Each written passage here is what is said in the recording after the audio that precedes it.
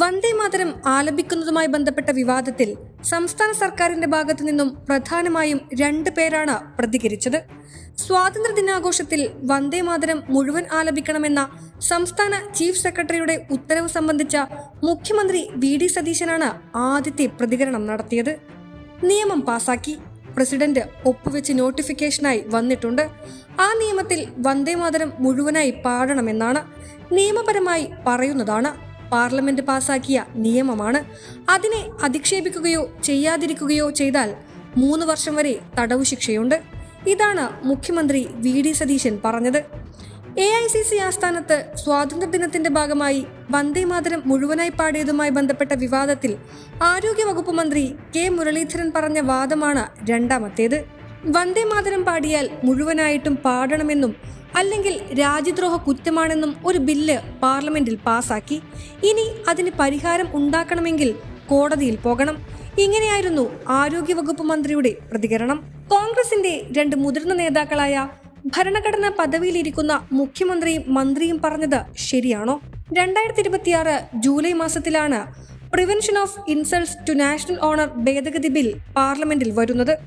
1971 നിയമത്തിൽ ഭേദഗതി വരുത്തുന്നതായിരുന്നു ഈ ബിൽ. 1971 നിയമപ്രകാരം ദേശീയ ഗാനമായ ജനഗണമനയെ തടയുകയോ തടസ്സം സൃഷ്ടിക്കുകയോ അപമാനിക്കുകയോ ചെയ്യുന്നത് കുറ്റകരമാണ്. ഈ നിയമത്തിൽ വന്ദേമാതരത്തെക്കുറിച്ച് യാതൊരു പരാമർശവും ഉണ്ടായിരുന്നില്ല. 1980 ജനുവരി 24 ചേർന്ന ഇന്ത്യൻ ഭരണഘടനാ അസംബ്ലി വന്ദേമാതരത്തിന്റെ ആദ്യ 2 ഈരടികൾക്കാണ് ദേശീയ ഗാനത്തിന് തത്തുല്യമായ പദവി നൽകിയത്.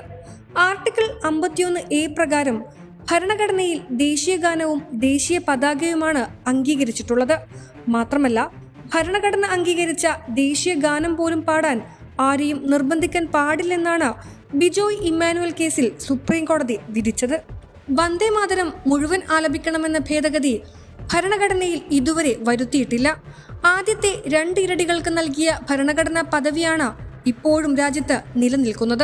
2026 prevention of insults to national honour ഭേദഗതി നിയമപ്രകാരം വന്ദേമാതരം ആലപിക്കുന്നത് തടയുകയോ ആലാപനത്തിന് തടസ്സം സൃഷ്ടിക്കുകയോ അപമാനിക്കുകയോ ചെയ്യുന്നത് ശിക്ഷാർഹമായിരിക്കുമെന്നാണ് പറയുന്നത്. നിർബന്ധമായും വന്ദേമാതരം പാടണമെന്നോ വന്ദേമാതരം മുഴുവനായി ആലപിക്കണമെന്നോ നിയമത്തിൽ പറയുന്നില്ല. മുഖ്യമന്ത്രി വി.ഡി. സതീശനും ആരോഗ്യവകുപ്പ് മന്ത്രി കെ മുരളീധരനും വന്ദേമാതരം ആലപിക്കുന്നതുമായി ബന്ധപ്പെട്ട് നടത്തിയ പ്രസ്താവനകൾ തെറ്റാണെന്ന് ഇതിൽ നിന്നും വ്യക്തമാകുന്നു.